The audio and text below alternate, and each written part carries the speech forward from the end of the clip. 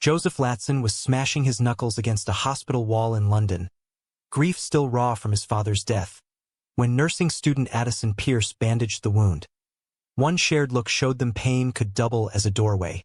That same afternoon, a few streets away, Vincent Hadaway salvaged an abandoned bouquet and handed it to Margot Macy. The impulsive gesture shattered the tidy grid he lived inside and opened an immediate love. Two couples sprang from coincidence or destiny.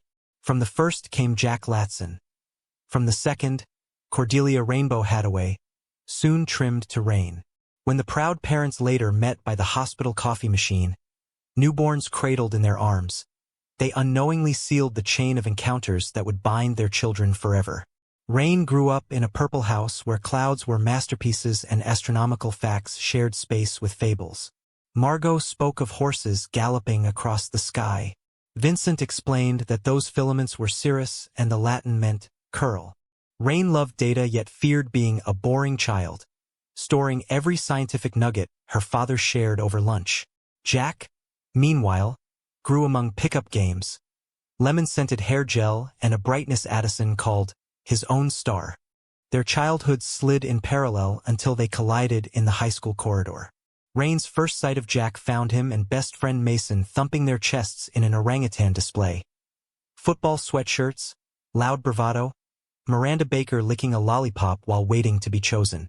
Rain observed like an anthropologist studying primates, deciding biology explained attraction until she realized she hated and desired Jack Latson with equal intensity.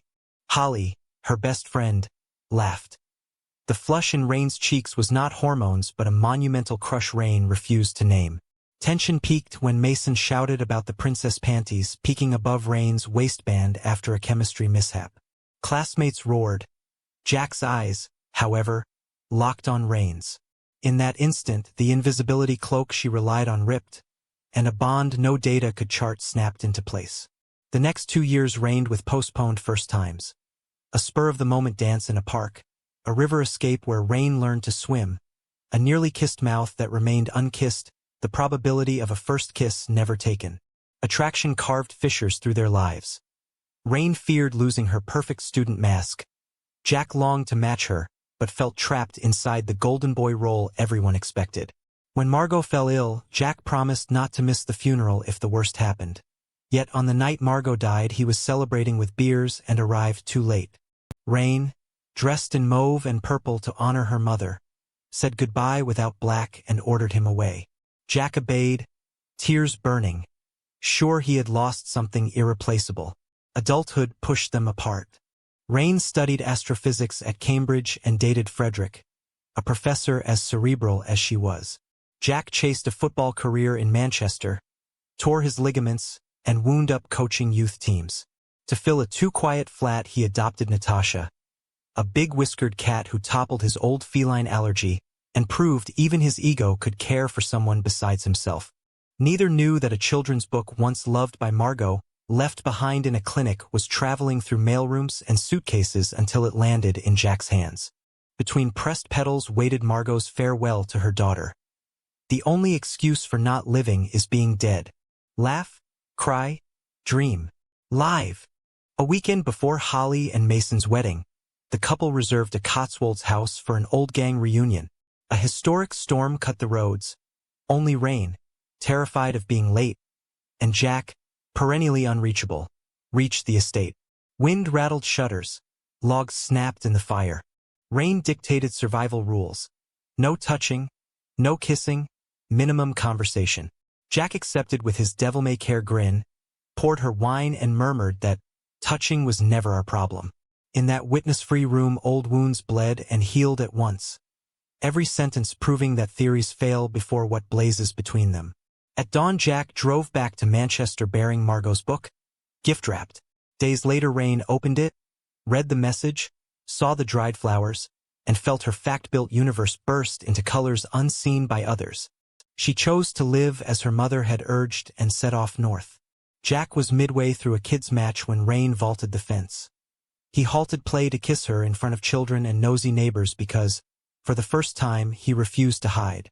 She smiled, declared she had taken her leap, and told him to meet her halfway to begin anew. 3 months on came the decade's messiest, happiest wedding. The minister on crutches, a catering strike, the bride's allergy, a tablecloth aflame. Even homing pigeons couldn't save the chaos. Yet Holly and Mason danced on hamburger wrappers and champagne puddles, while Jack and Rain slipped behind a hedge to count stars. He admitted he hides when something matters too much. She replied she had stopped running. They kissed unhurriedly, knowing the last coincidence was theirs, and that no science could chart two hearts finally beating in sync. The epilogue looks forward and upward. One day, a near white-haired girl with an aquiline nose will be born in a London hospital. Margot Latson Hathaway, blending both surnames to prove parallel lines can curve.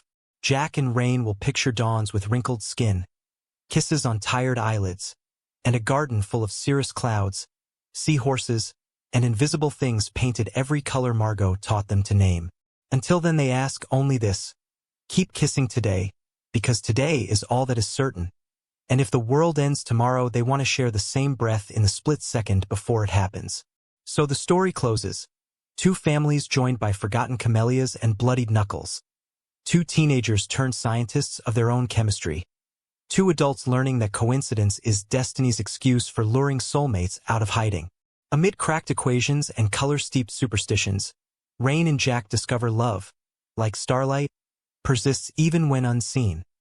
One must simply wait for it to cross the void and flood everything with the color of invisible things.